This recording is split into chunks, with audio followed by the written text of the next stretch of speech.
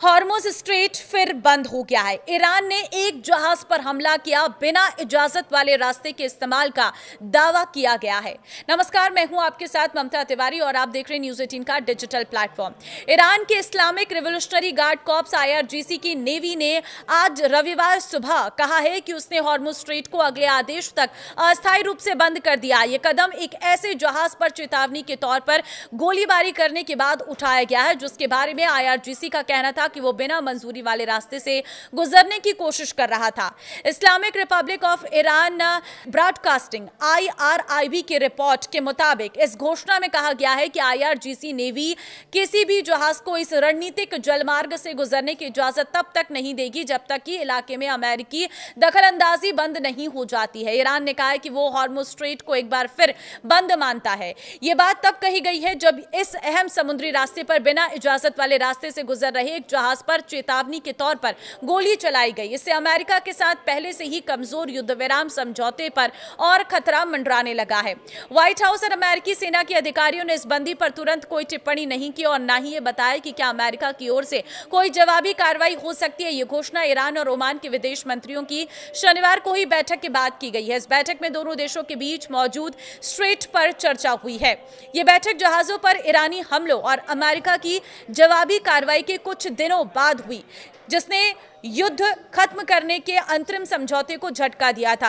Iran के नए सर्वोच्च नेता जो युद्ध शुरू होने के बाद से अभी तक सार्वजनिक रूप से नहीं दिखे हैं, अपने पिता अयतुल्लाह अली खामेनेई के अंतिम संस्कार के बाद अपने पहले बयान में कसम खाई थी कि ईरानी लोग 28 फरवरी को युद्ध के शुरुआती हमलों में हुई उनकी हत्या का बदला लेंगे।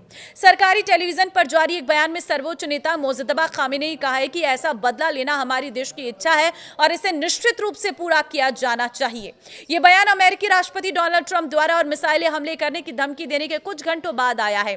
ओमान ने कहा है कि वो और ईरान हॉर्मुज़ स्ट्रेट के बारे में तकनीकी और राजनीतिक स्तर पर बातचीत जारी रखने पर सहमत हुए हैं। यह बात अमेरिका द्वारा ईरान से यह सार्वजनिक रूप से कहने की मांग करने के लिए एक दिन बाद कही गई है कि यह समुद्री रास्ता खुला है और जहाजों पर हमला नहीं किया जाएगा। ईरान ने वॉशिंगटन पर अंतरिम समझौते का उल्लंघन करने का आरोप लगाया है। ईरान के विदेश मंत्री अब्बास अरागची ने कहा है कि उन्होंने ओमान में अपने समकक्ष के साथ जहाजों की सुरक्षित आवाजाही सुनिश्चित करने के लिए उचित तरीकों पर चर्चा की। दुनिया दशकों से स्ट्रेट को अपने एक अंतर्राष्ट्रीय जलमार्ग मानती है। ईरान का कहना है कि हॉर्मुज़ अब उसके नियंत्रण में रहना चाहिए और उससे गुजरने वाले जहाजों से शुल्क लेने की अनुमति मिलनी चाहिए। युद्ध शुरू होने के बाद उसने ये रुख अपनाया है। युद्ध शुरू होने से पहले व्यापार होने वाले कुल तेल और प्राकृतिक गैस का लगभग 5वां हिस्सा इसी रास्ते से होकर जाता था। युद्ध के दौरान इस पर ईरान के नियंत्रण के कारण वैश्विक ऊर्जा संकट पैदा हो गया था। हालांकि युद्ध के समय की 120 अमेरिकी डॉलर प्रति बैरल की अधिकतम कीमत के मुकाबले अब तेल की कीमतों में भारी गिरावट आई है। ईरान के शीर्ष राजनयिक ने अमेरिका पर अंतरिम समझौते का उल्लंघन करने का भी आरोप लगाया है। यह आरोप उन छूटों को खत्म के कारण लगाया गया है जिनके तहत ईरान खुले बाजार में अमेरिकी डॉलर में कच्चा तेल बेच सकता था। वाशिंगटन ने हॉर्मुज़ में जहाजों पर हुए हमलों के जवाब में इन छूटों को खत्म कर दिया था। अरागची ने एक्स पर लिखा है कि हकीकत यह है कि पालन दोनों तरफ से ही हो सकता है।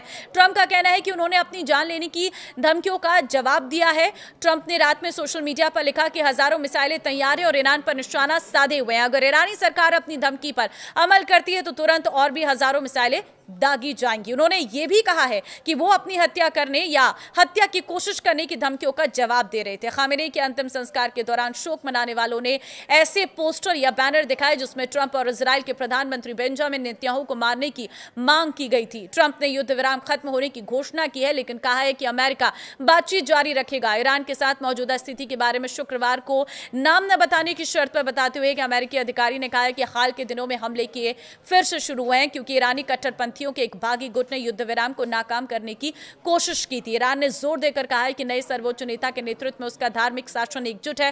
गुरुवार को अमेरिका द्वारा अपने हालिया हमले खत्म करने के बाद ईरान पर और हमले होने की खबर है, जिससे यह सवाल उठ रहा है कि इस्लामिक गणराज्य को और कौन निशाना बना रहा हो सकता है।